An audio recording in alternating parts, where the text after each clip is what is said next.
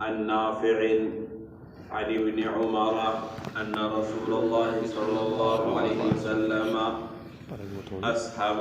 لرجل ولفرسه 3 أسهم سهما له وسهمين لفرسه۔ حضرت ابن عمر کی روایت ہے، نبی کریم صلی اللہ علیہ وسلم نے پیدل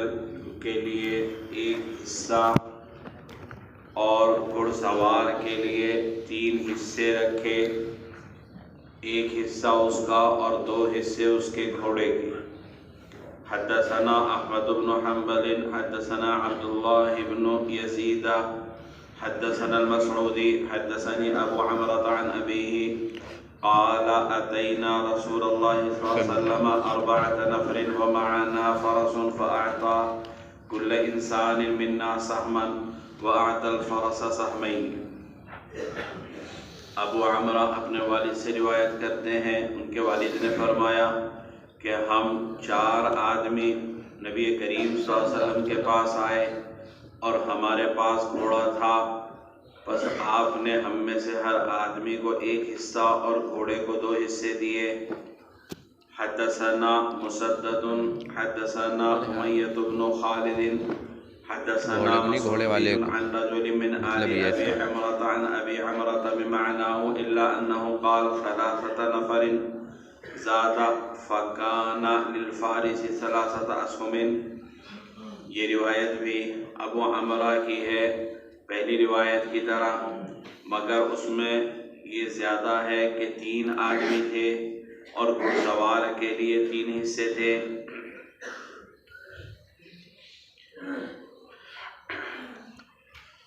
جنگ کے اندر شریک ہونے والے 2 طرح کے لوگ ہوتے تھے، ایک وہ کہ جو پیدل ہی جنگ میں شرکت کرتے تھے، ان کے پاس گھوڑا تھا ہی نہیں، سواری کا نظم ہی نہیں تھا کہ گھوڑا ہو یا اونٹ ہو، اور دوسری قسم کے وہ لوگ کہ جو گھوڑے پر سوار ہو کر جنگ لڑتے تھے، تو گھوڑے پر سوار فارس کہلاتا ہے، اور جو پیدل ہو وہ راجل کہلاتا ہے۔ اس بارے میں تو سب کا اتفاق ہے کہ گھوڑے کا بھی مال غنیمت میں حصہ لگتا ہے، اس میں کوئی اختلاف نہیں، لیکن گھوڑے کا کتنا حصہ لگے گا اس میں اختلاف ہے۔ امام شافعی، امام مالک، امام احمد بن حنبل اور صاحبین، یہ حضرات کہتے ہیں کہ فارس کو 3 حصے ملیں گے، ایک حصہ اپنا اور 2 حصے گھوڑے کے، اور جو راجل ہے اس کو 1 حصہ ملے گا۔ یہ ائمہ ثلاثہ اور صاحبین، گویا ائمہ 5، یہ حضرات کہتے ہیں کہ فارس کو 3 حصے ملیں گے اور راجل کو 1 حصہ ملے گا، اور فارس کو جو 3 حصے ملیں گے وہ کس طرح کہ 1 اپنا اور 2 اپنے گھوڑے کے۔ امام ابو حنیفہ، امام ظفر یہ فرماتے ہیں کہ راجل کا 1 حصہ، اس میں بھی کوئی اختلاف نہیں ہے، لیکن فارس کو صرف 2 حصے ملیں گے، 1 اپنا اور 1 گھوڑے کا، 3 حصے نہیں ملیں گے۔ اس باب کے تحت جو 3 روایات ہیں یہ ائمہ 5 کا مستدل ہے، کیونکہ ان تینوں روایات میں دیکھیں، پہلی روایت میں حضرت ابن عمر کی ہے، وہ کہتے ہیں کہ حضور صلی اللہ علیہ وسلم نے ایک اسہم لرجل ولفرسته 3 اسهم، کہ جو پیدل ہے اس کو 1 حصہ دیا، اور گھوڑے کے لیے 3 حصے، یعنی گھوڑے والے کے لیے 3 حصے، اور پھر وضاحت بھی کر دی سہما لہ وسہمین لفرسہ، 3 حصے کس طرح، 1 حصہ خود اپنا اور 2 حصے اپنے گھوڑے کے۔ دوسری روایت کا حاصل بھی یہ ہے کہ آپ صلی اللہ علیہ وسلم نے ہم میں سے ہر آدمی کو حصہ دیا، وَأَعْطَى الْفَرَسَ سَهْمَيْنِ، اور گھوڑے کو کتنے دیے؟ 2 حصے۔ اس روایت میں 4 آدمیوں کا حضور صلی اللہ علیہ وسلم کے پاس آنے کا تذکرہ ہے، راوی کہتے ہیں، اور اگلی روایت میں فرق ایک، اس میں 3 افراد کا تذکرہ ہے، باقی تقریباً مفہوم ایک ہی ہے۔ تو یہ باب کی جتنی روایات ہیں یہ ائمہ خمسہ کا مستدل ہے۔ امام ابو حنیفہ اور امام ظفر کا مستدل اگلے باب کے تحت جو روایت آ رہی ہے، مجمع ابن جاریہ انصاریہ کی روایت ہے، وہ روایت امام ابو حنیفہ علیہ الرحمہ کا مستدل ہے۔ پہلے وہ روایت دیکھ لو پھر ان کا جواب دیکھ لو۔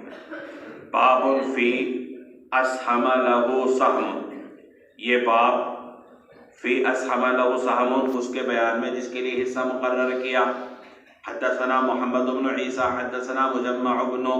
یعقوب بن مجمع بن یزید الانصاری قال سمعت ابی یعقوب بن المجمع يذكر عن عمه عبد الرحمن بن يزيد الأنصاري عن عمه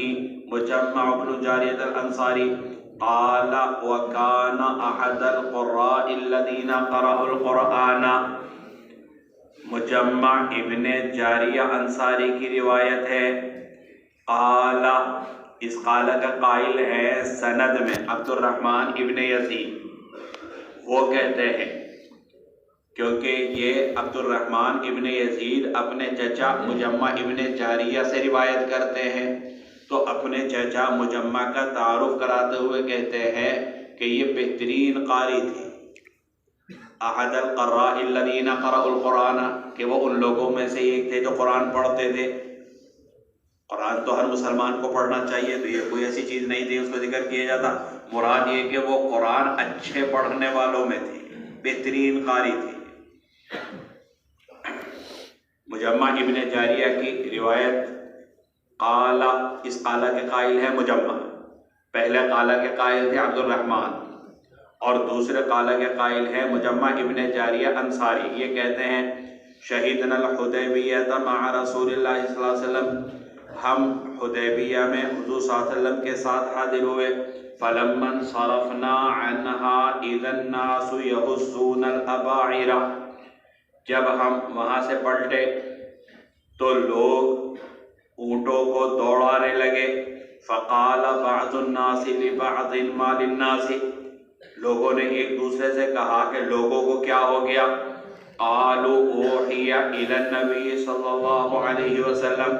لوگوں نے کہا کہ حضور صلی اللہ علیہ وسلم پر وحی نازل ہو رہی ہے، فخرجنا مع الناس نوجف، ہم بھی لوگوں کے ساتھ تیزی سے نکلے، یعنی ہم نے بھی گھوڑے دوڑائے اور اپنی سواریاں دوڑائیں۔ فوجدنا النبی صلی اللہ علیہ وسلم واقفا علی راحلته عند قراع الغمیم، ہم نے حضور صلی اللہ علیہ وسلم کو قراع الغمیم کے پاس اپنی سواری پر سوار پایا۔ فلما اجتمع علیہ الناس قرأ علیہم انا فتحنا لک فتحا مبینا، جب آپ صلی اللہ علیہ وسلم کے پاس لوگ جمع ہو گئے تو آپ صلی اللہ علیہ وسلم نے یہ آیت تلاوت فرمائی انا فتحنا لک فتحا مبینا، فقال رجل یا رسول اللہ افتح ہوا، ایک آدمی نے کہا کہ اے اللہ کے رسول کیا یہ فتح ہے؟ قال نعم والذی نفس محمد بیدہ انہ لفتح، حضور صلی اللہ علیہ وسلم نے فرمایا قسم اس ذات کی جس کے قبضے میں محمد کی جان ہے، یہ فتح ہے۔ فقسمت خیبر علی اہل الحدیبیہ، بس خیبر کے مال کو اہل حدیبیہ پر تقسیم کیا گیا۔ فقسمها رسول اللہ صلی اللہ علیہ وسلم علی 18 سہما، پس حضور صلی اللہ علیہ وسلم نے 18 حصوں پر تقسیم کیا۔ وکان الجیش 1500 فیہم 300 فارس، فأعطى الفارس سہمین وأعطى الراجل سہما، اور لشکر 1500 تھے جن میں 300 گھڑ سوار بس آپ صلی اللہ علیہ وسلم نے گھڑ سوار کو 2 حصے اور پیدل والوں کو 1 حصہ دیا۔ اس روایت کا حاصل یہ ہے کہ 6 ہجری میں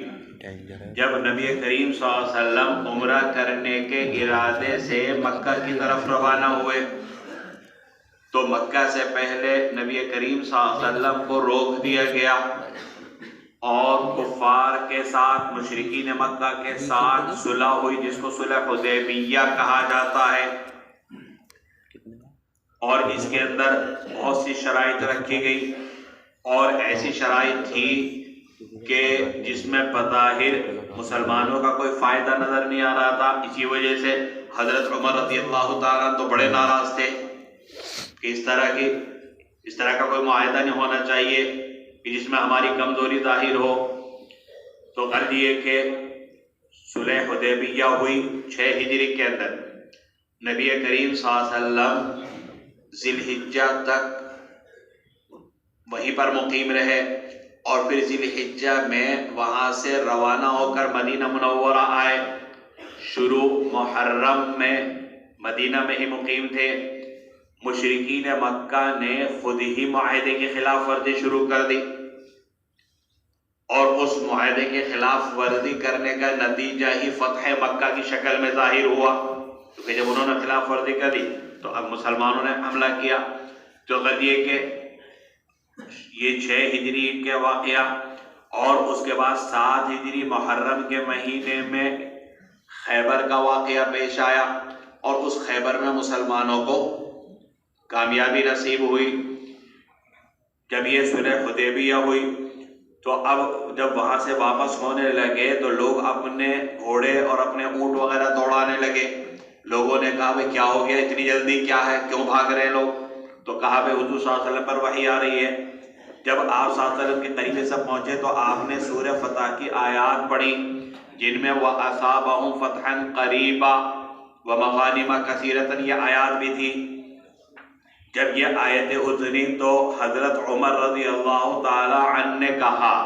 کہ کیا یہی فتح ہے؟ یہاں فقال رجل میں رجل سے مراد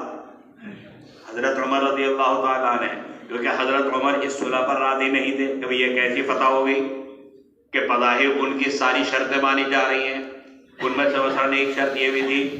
کہ مشرکین مکہ نے کہا کہ اگر ہمارا کوئی آدمی مسلمان ہو کر مدینہ جائے گا تو تم اسے واپس کرو گے، اور تمہارا کوئی آدمی علیہ باللہ مرتد ہو کر ہمارے پاس آئے گا تو ہم واپس نہیں کریں گے۔ حالانکہ برابری ہونی چاہیے تھی، لیکن آپ صلی اللہ علیہ وسلم نے اس کو بھی قبول فرما لیا۔ اس طرح کی بہت ساری شرائط تھی، تو اسی لیے حضرت عمر رضی اللہ تعالیٰ نے فرمایا بھئی یہ کیسی فتح ہے، کیا یہی فتح ہے، اسی کا نام فتح ہے؟ حضور اکرم صلی اللہ علیہ وسلم نے فرمایا کہ ہاں یہی فتح ہے۔ اب اس فتح سے کیا مراد ہے؟ اس میں 3 احتمال ہے۔ ایک احتمال تو یہ ہے کہ اس میں فتح سے مراد حدیبیہ کی فتح ہو، یعنی مقصد یہ ہے کہ یہ جو صلح نامہ تیار ہو رہا ہے، بظاہر جو شرطیں ہیں وہ مسلمانوں کے خلاف ہے، لیکن یہ صلح نامہ ہی مسلمانوں کے لیے کامیابی کا ذریعہ بنے گا، کیونکہ یہ معاہدے کی خلاف ورزی کریں گے اور پھر مسلمانوں کو ان پر حملہ کرنے کا موقع ملے گا اور ان کا نام مٹانے کا موقع ملے گا۔ تو یہ گویا یہ بھی ایک طرح کی فتح ہی ہے۔ یہ خود گویا معاہدہ کر کے خود انہوں نے اپنا آپ کو جکڑ دیا۔ اگرچہ شرط ایسی تھی، یہ سمجھ رہے تھے کہ ہم نے مسلمانوں کو پابند کر دیا اور مسلمانوں کو رسوا کر دیا، ذلیل کر دیا، کمتر ثابت کر دیا، حالانکہ خود ہی اس طرح کے معاہدے کی وجہ سے پھنس گئے۔ تو یہ ایک طرح کی فتح تھی۔ یا دوسرا احتمال یہ ہے کہ یہاں فتح سے مراد فتح مکہ، کیونکہ یہ معاہدے کی یقیناً خلاف ورزی کریں گے، آپ صلی اللہ علیہ وسلم کو یقین تھا، اور اس کے بعد یقیناً ہمیں موقع ملے گا اور پھر ہم مکہ مکرمہ فتح کریں گے۔ دوسرا احتمال یہ۔ تیسرا احتمال یہ ہے کہ یہاں فتح سے مراد فتح خیبر ہے، کیونکہ صلح حدیبیہ کے بعد یہ صلح حدیبیہ ہوئی 6 ہجری کے آخر میں، اور 7 ہجری کے شروع محرم کے مہینے میں ہی آپ صلی اللہ علیہ وسلم نے خیبر کی طرف کوچ فرمایا۔ اور 7 ہجری کے شروع میں ہی خیبر فتح ہوا اور بہت سا مال غنیمت حاصل ہوا. اور سورہ فتح کی آیت میں وَأَصَابَهُمْ فَتْحًا قَرِيبًا وَمَغَانِمَ كَثِيرَةً مال غنیمت زیادہ حاصل ہونے کی بھی خوشخبری سنائی گئی تھی. اور صلح حدیبیہ کے بعد سب سے زیادہ مال غنیمت سب سے پہلے جو حاصل ہوا وہ خیبر ہی کے موقع پر حاصل ہوا. تو یہاں پر فتح سے مراد خیبر کی فتح بھی ہو سکتی ہے. اسے بند کر دینا. یہ تو بہت بڑا وہ بیٹھا کس کا ہے؟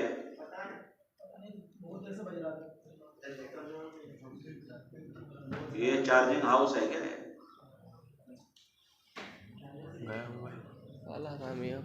فون بھی سائلنٹ نہیں کرتے.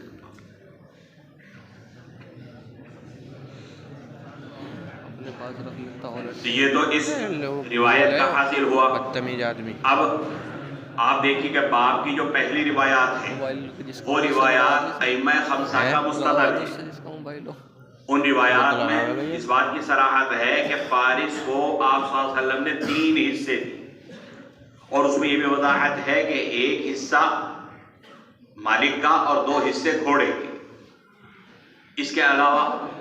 اور بھی روایات ہیں ائمہ خمسہ کے پاس جن سے وہ استدلال کرتے ہیں اور عقلی دلیل بھی دیتے ہیں کہ اصل میں کہ گھوڑے کے اوپر تو چارہ وغیرہ اس کی دیکھ بھال ان کے اوپر بہت خرچہ آتا ہے. تو اگر فارس کو یعنی گھوڑ سوار کو جو مالک ہے اس کو 1 حصہ اور گھوڑے کا بھی 1 حصہ لگایا جائے تو وہ 1 حصہ تو صرف کھانے پینے پر خرچ ہو جائے گا. بقیہ اور جو دوسرے انتظامات کرنے ہوتے ہیں اس کی دیکھ بھال کے لیے تو ظاہر سی بات ہے یہ خرچہ ناکافی ہوگا. تو اسی لیے اس کا آپ صلی اللہ علیہ وسلم نے دگنا حصہ لگایا. دوسری یہ کہ جب میدان جنگ کے اندر گھوڑے وغیرہ ہوتے ہیں اور اس کے اوپر سوار ہو کر لڑائی میں شریک ہوتا تو اس کا رعب اس کی ہیبت کچھ زیادہ ہی ہوتی ہے جو پیدل والے کی نہیں ہوتی. تو غرض یہ کہ ضرورت ہے. اس وجہ سے ائمہ خمسہ کہتے ہیں کہ فارس کو 3 حصے دیے جائیں گے, 1 اپنا اور 2 گھوڑے. امام ابو حنیفہ کی دلیل ایک تو دوسرے باب کی یہ روایت جو مجمع ابن انصاری کی ہے اور اس مجمع ابن جاریہ انصاری کی روایت کے اندر صراحت ہے کہ جیسے کہ آخر کے اندر ہے کہ حضور اکرم صلی اللہ علیہ وسلم نے خیبر کے موقع پر جو مال ملا اس کے 18 حصے کیے اور 18 حصے میں سے ہر حصے میں 100 آدمیوں کو شریک کیا اس طریقے پر کہ 1500 خیبر کے موقع پر 1500 لوگ شریک تھے. 1500 میں 1200 تو تھے پیدل اور 300 تھے سوار. 1200 پیدل گویا 1 حصے میں 100 آدمیوں کو شریک کیا اور جب 1 حصے میں 100 آدمیوں کو شریک کیا تو 12 حصے میں 1200 ہو گئے اور اب باقی بچے 6 حصے اور 6 حصے 300 فارس میں تقسیم کر دیے یعنی ہر فارس کو 2 حصے دیے, 1 اپنا اور 1 گھوڑے کا. تو یہ روایت امام ابو حنیفہ کے مطابق ہے کہ فارس کو صرف 2 حصے ملیں گے یعنی راجل کے مقابلے میں 2 گنا ملے گا, 3 گنا نہیں ملے گا. اسی طریقے کی اور بھی روایات ہے کہ جن میں فارس کے لیے 2 حصے دینے کا تذکرہ ہے.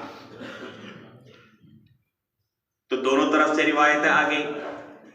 یہ روایتیں جو ائمہ خمسہ نے بیان کی امام ابو حنیفہ کی طرف سے اس کا جواب یہ ہے کہ ہو سکتا ہے کہ یہ روایات خیبر سے پہلے کی ہوں اور خیبر کے موقع پر نبی کریم صلی اللہ علیہ وسلم سے جیسا کہ اس روایت سے معلوم ہو رہا کہ فارس کو دگنا دینا ثابت ہے کیونکہ جب 18 حصے کیے تو 18 حصے میں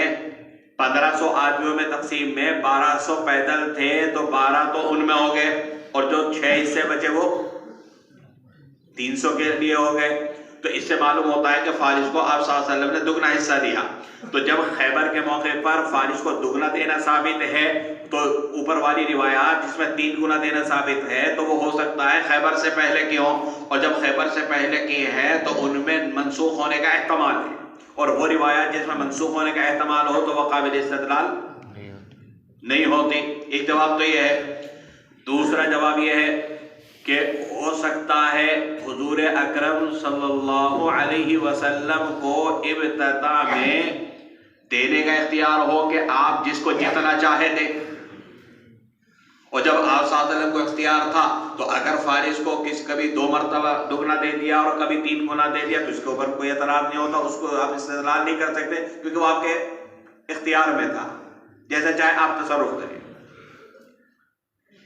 تیسرا احتمال یہ ہے کہ ہو سکتا ہے آپ صلی اللہ علیہ وسلم نے بطور انعام کے دیا ہو، جیسے بہت سے صحابہ کرام کو ان کی بہادری کی وجہ سے الگ سے نبی کریم صلی اللہ علیہ وسلم نے انعام دیا، تو جب یہ بطور تنفیل کے ہے، بطور انعام کے ہے، تو لہذا اس کو ضابطے کے طور پر یہ کہنا کہ فارس کو 3 گنا ہی ملے گا،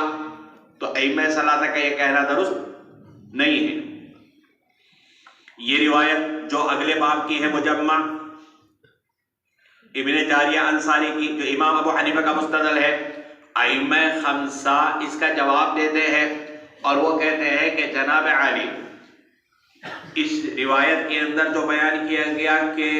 18 حصے نبی کریم صلی اللہ علیہ وسلم نے فرمائے، اور اس کے اندر یہ بیان کیا گیا کہ خیبر کے موقع پر 1500 لوگ شریک تھے، 1500 لوگوں کا شریک ہونا ہمیں تسلیم نہیں، بلکہ مختلف روایات ہیں، ان میں سے ایک روایت یہ ہے کہ 1400 تھے، اور 1400 میں 1200 پیدل اور 200 سوار،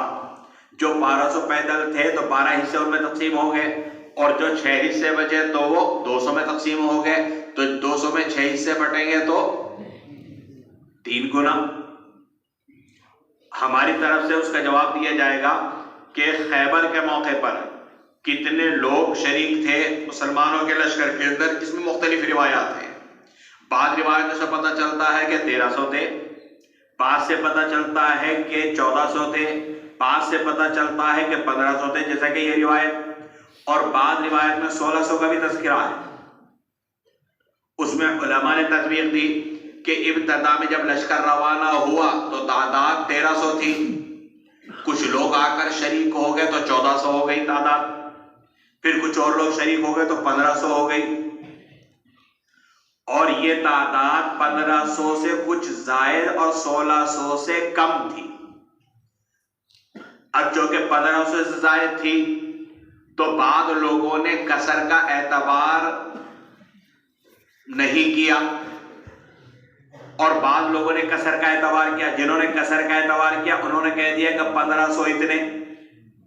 اور جنہوں نے اعتبار نہیں کیا انہوں نے پورے گر لیا کہ 1600۔ بعض حضرات نے بیان کیا کہ 1525 تھے، اور بعض نے تعویل کی کہ ہو سکتا ہے 1500 اس میں اصل ہو اور 25 غلام ہو، ان کے غلام لوگ کی خدمت کے لیے، وہ لڑنے کے لیے نہیں بلکہ آقاؤں کی خدمت کے لیے آئے۔ حافظ ابن حجر نے اس روایت میں جو 1500 کا تذکرہ ہے اس کو ترجیح دی ہے کہ سوار 1500 تھے، اور جب 1500 تھے تو اس میں جو تقسیم ہو گیا 1800 کی، اس اعتبار سے فارس کو 2 حصے ملتے ہیں۔ یہاں پر اس روایت کے اندر یہ ہے کہ آپ صلی اللہ علیہ وسلم نے 18 حصے کیے، اور آپ آگے پڑھیں گے ان روایات میں یہ ہے کہ نبی کریم صلی اللہ علیہ وسلم نے 36 حصے کیے، مال غنیمت کو 36 حصوں میں تقسیم کیا۔ تو بظاہر تو تعارض نظر آ رہا، لیکن کوئی تعارض نہیں ہے۔ وجہ اس کی یہ ہے کہ حضور صلی اللہ علیہ وسلم نے ابتداءً مال غنیمت کو 2 حصوں میں تقسیم کیا، آدھا چونکہ اس وقت تک ہو سکتا ہے پوری تفصیل نہ آئی ہو کہ بھئی کس کا کتنا ملے گا، تو آدھا حضور صلی اللہ علیہ وسلم نے اپنے اور اپنے ازواج مطہرات اور نوائب مسلمین یعنی مسلمانوں کی ضروریات کے لیے رکھا۔ کوئی ہنگامی ضرورت پیش آئے، کہیں نہر بنوانی ہے، کہیں پل ٹوٹ گیا وہ بنوانا ہے، تو اس مال میں سے بنوایا جائے گا، تو آدھا تو رکھ دیا اس مقصد کے لیے، اور جو بقیہ آدھا بچا اس کو اس طریقے پر تقسیم کر دیا جس کو روایت میں بیان کیا۔ تو ابتداءً گویا 36 حصے کیے، 36 کا آدھا الگ کر دیا، اور جو آدھا بچا تو 18 حصے بچے۔ تو یہاں پر اس روایت میں جو 18 حصوں میں تقسیم کرنے کا ذکر ہے وہ کل مال خیبر کی تقسیم نہیں مراد نہیں ہے، بلکہ کل مال تقسیم کے آدھے کی تقسیم مراد ہے۔ تو اس طرح دونوں روایات میں کوئی تعارض نہیں ہوگا۔ اس روایت کے اندر ایک لفظ اور آیا ہے کہ فَقُسِّمَتْ خَيْبَرَ عَلَىٰ أَهْلِ الْحُدَيْبِيَّةِ، حضور صلی اللہ علیہ وسلم نے خیبر کے مال غنیمت کو اہل حدیبیہ پر تقسیم کیا۔ حدیبیہ کا واقعہ تو پہلے ہوا تھا، خیبر کا واقعہ بعد میں ہوا۔ یہاں پر اہل حدیبیہ پر تقسیم کرنے سے کیا مراد ہے؟ مقصد یہ ہے کہ جو لوگ حدیبیہ کے موقع پر شریک تھے وہی صحابہ خیبر کے موقع پر بھی شریک تھے، ان کو آپ اہل حدیبیہ کہہ دیں یا اہل خیبر کہہ دیں، بات ایک ہی ہے۔ تو جتنے صحابہ حدیبیہ کے موقع پر شریک تھے وہی تمام صحابہ خیبر کے موقع پر شریک تھے، اسی لیے فرمایا کہ خیبر کو یعنی مال خیبر کو حضور صلی اللہ علیہ وسلم نے اہل حدیبیہ پر تقسیم فرمایا۔ باب فی النفل، حدثنا وهب بن بقية حدثنا قال اخبرنا خالد عن داود عن كرامة عن ابن عباس قال قال رسول الله صلى الله عليه وسلم يوم بدر من فعل كذا وكذا فله من النفل كذا وكذا قال فتقدم الفتيان ولزم المشيخة الرايات فلم يبرحوها فلما فتح الله عليهم قالت المشيخة كنا ردءا لكم لو إن هزمتم لفئتم إلينا فلا تذهبون بالمغنم ونبقي۔ حضرت عبداللہ ابن عباس رضی اللہ تعالیٰ عنہ کی روایت ہے، نبی کریم صلی اللہ علیہ وسلم نے بدر کے دن فرمایا جس نے ایسا ایسا کیا تو اس کو اتنا اتنا انعام ہے۔ قال ابن عباس کہتے ہیں فتقدم الفتیان، نوجوان آگے بڑھے، ولزم المشیخۃ الرایات، اور بوڑھوں نے جھنڈے سنبھال لیے، فلم یبرحوها، وہ اپنی جگہ سے ہٹے نہیں، فلما فتح اللہ علیہم، جب اللہ تعالیٰ نے ان کو فتح عطا فرمائی، قالت المشیخۃ، تو بوڑھوں نے کہا کنا ردءا لکم، ہم تمہارے پشت پر تھے، ہم تمہاری ڈھال تھے، لو ان ہزمتم، اگر تمہیں شکست ہوتی، لفئتم الینا، تو تم ہماری طرف لوٹتے، فلا تذهبون بالمغنم ونبقی، تو مال غنیمت کی طرف اس طرح مت جاؤ کہ ہم باقی رہے، یعنی مال، یہ تو لفظی ترجمہ ہوا، لیکن اصطلاحی ترجمہ کیا ہوگا کہ مال غنیمت ہمیں چھوڑ کر تقسیم نہ کرو۔ فأبى الفتيان، نوجوانوں نے انکار کر دیا، فقالوا جعله رسول اللہ صلی اللہ علیہ وسلم لنا، کہنے لگے کہ نبی کریم صلی اللہ علیہ وسلم نے اس کو تو ہمارے لیے متعین کیا۔ فأنزل اللہ تعالی يسألونك عن الأنفال قل الأنفال لله والرسول إلى قوله كما أخرجك ربك من بيتك بالحق وإن فريقا من المؤمنين لكارهون۔ اس موقع پر اللہ تعالی نے یہ آیات نازل فرمائی، یقول فکان ذلک خیرا لهم، حضور صلی اللہ علیہ وسلم نے فرمایا کہ یہ تمہارے لیے، یہ ان کے لیے بہتر ہے، فکذالک ایضا فاطیعونی، تو اسی طرح تم میری اطاعت کرو، فانی اعلم بعاقبۃ ھذا منکم، کیونکہ میں جانتا ہوں اس کا انجام۔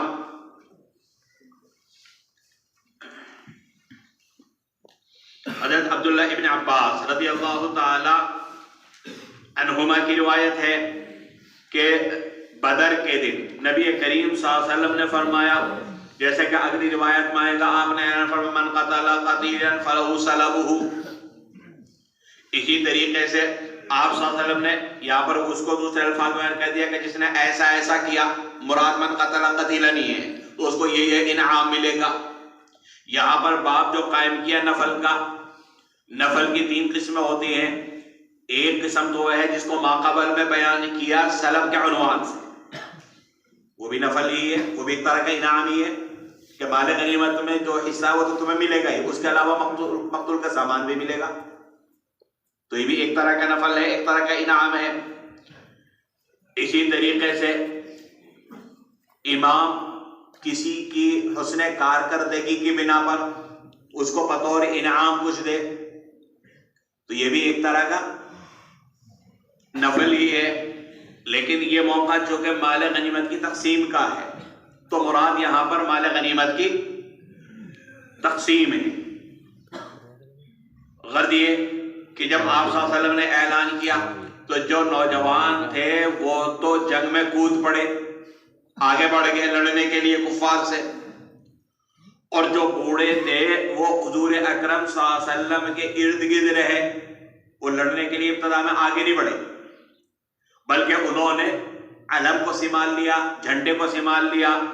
اور حضور صلی اللہ علیہ وسلم کی حفاظت میں لگے رہے کہ کوئی حضور صلی اللہ علیہ وسلم کو نقصان نہ پہنچا دے۔ اللہ تعالیٰ نے ایمان والوں کو کامیابی عطا فرمائی۔ تو گویا میدان بدر میں شریک ہونے والے مسلمانوں کی 3 جماعتیں ہو گئی۔ ایک وہ جو کفار سے مقابلے کے لیے آگے بڑھ گئی، دوسری وہ جن کو مشیخت سے تعبیر کیا کہ جو اس میں زیادہ عمر کے لوگ تھے وہ حضور صلی اللہ علیہ وسلم کے ارد گرد رہے، اور تیسرے وہ کہ جو کفار کے مال کو سمیٹنے میں لگے رہے، مال غنیمت کو اکٹھا کرنے میں۔ جب فتح ہو گئی تو اب مال غنیمت میں کس کو حصہ ملے گا، اس میں ان میں اختلاف ہو گیا۔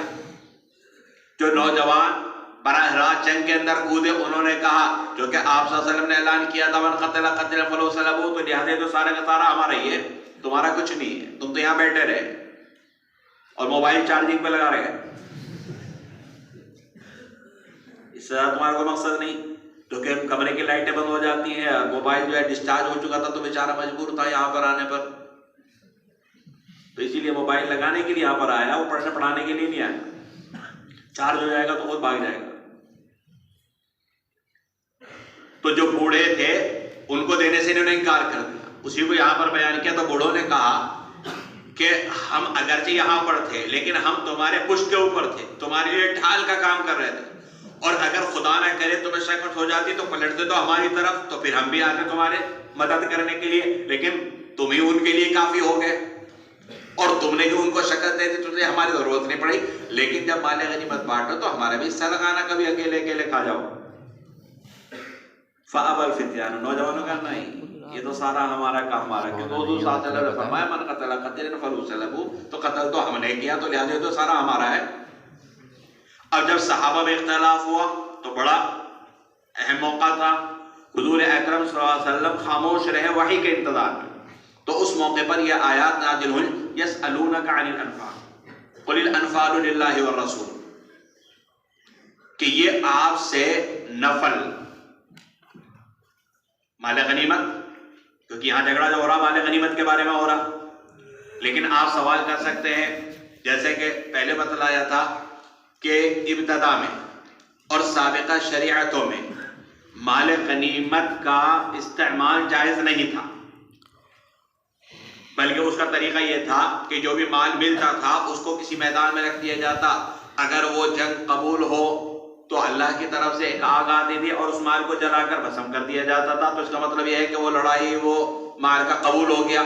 لیکن استعمال کرنے کی اجازت نہیں تھی، جیسے کہ زکوٰۃ اور صدقات کے بارے میں بھی یہی طریقہ تھا۔ حضرت آدم کے بیٹوں کا واقعہ قرآن کے اندر موجود ہے۔ تو اب سوال یہ ہے کہ جب مال غنیمت جائز نہیں تھا تو پھر یہ جھگڑا کیسا؟ تو اس کے بارے میں علماء نے جواب دیا کہ اصل میں اگرچہ مال غنیمت جائز نہیں ہوا تھا، لیکن حضور اکرم صلی اللہ علیہ وسلم کو یقین تھا کہ کچھ نہ کچھ حکم اس کے بارے میں آئے گا، کیونکہ اللہ تعالیٰ نے فرمایا تھا اس بدر کے لیے حرض المؤمنین علی القتال، اور ظاہر سی بات ہے کہ تحریر جو ہوتی ہے وہ کسی نہ کسی چیز کے بدلے میں ہوتی ہے، کچھ نہ کچھ تو ملے گا، تحریر ہوتی ہے وہ کسی نہ کسی چیز کے بدلے میں ہوتی ہے، تو اس کا مطلب کچھ نہ کچھ ملے گا۔ تو حضور صلی اللہ علیہ وسلم کو یقین تھا کہ مال غنیمت کے بارے میں کوئی حکم آئے گا، تو کر دیے کہ جب یہ اختلاف ہوا تو آپ صلی اللہ علیہ وسلم وحی کے انتظار میں رہے، تو اس موقع پر یہ آیات نازل ہوئی یسألونک عن الانفال، کہ آپ سے یہ نفل یعنی مال غنیمت کے بارے میں پوچھتے ہیں۔ قل الانفال للہ والرسول، آپ کہہ دیجئے کہ یہ اختیار تو اللہ اور اس کے رسول کا ہے، یعنی اللہ کے حکم سے رسول جس طرح چاہیں اس کو خرچ کرے۔ فاتقوا اللہ واصلحوا، لہذا اللہ سے ڈرو اور آپس میں صلح کرو، یہ لڑائی جھگڑا ختم کرو۔ اس کے بعد مومنین کی صفات کو بیان کیا، اور پھر فرمائے کما اخرجک ربک من بیتک بالحق وان فریقا من المؤمنین لکارہون، آپ کا یہ فیصلہ کہ بھئی رسول کو اختیار ہے جس کو جتنا چاہے دے، ہو سکتا ہے ان کو ناگوار ہو، اور ایسے ہی ناگوار ہو جیسے جب یہ اپنے گھر سے نکلے تھے، مدینہ سے یہ نکلے تھے کس ارادے سے؟ ابو سفیان کا قافلہ لوٹنے کے ارادے سے، لڑنے کے ارادے سے تو کوئی بھی نہیں نکلا تھا، لیکن بعد میں پتا چلا کہ ابو سفیان تو دوسرے راستے سے نکل گیا اور کفار کا لشکر جو ہے وہ مقابلے پر آ رہا. تو حضور صلی اللہ علیہ وسلم نے وہاں پر موجود انصار اور مہاجرین سے پوچھا بھائی کیا کرنا چاہیے؟ بعد نے کہا کہ بھائی ہمیں واپس چلا جانا چاہیے، ہم تو اس قافلے کی وجہ سے آئے تھے اور جب وہ نکل گیا دوسری طرف تو اب ہم کیا کریں، اپنے اپنے گھروں کو جائیں. یہی تقاضا بھی ہے. لیکن نبی کریم صلی اللہ علیہ وسلم کو یہ رائے پسند نہیں آئی. بار بار پوچھا. حضرت ابو بکر سمجھ گئے کہ حضور صلی اللہ علیہ وسلم کو یہ رائے پسند نہیں آ رہی، تو حضرت ابو بکر نے فرمایا کہ ہم لڑنے کے لیے تیار ہیں. اور حضور صلی اللہ علیہ وسلم بار بار پوچھتے رہے، جیسے کہ ماقبل میں اس کا ذکر آیا. تو انصار میں سے حضرت سعد کھڑے ہوئے اور انہوں نے کہا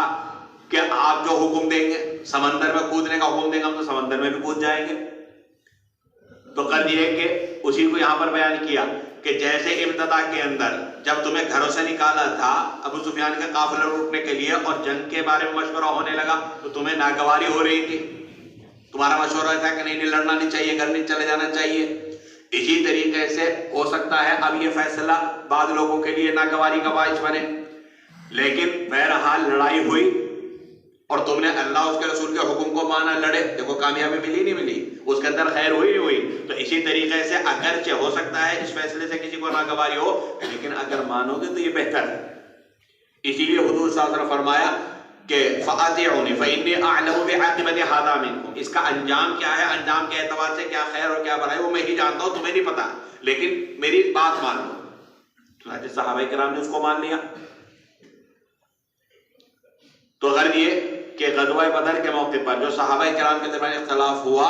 اس اختلاف کو یہاں پر بیان کیا. بہرحال ترجمۃ الباب یہاں پر ثابت ہو جاتا ہے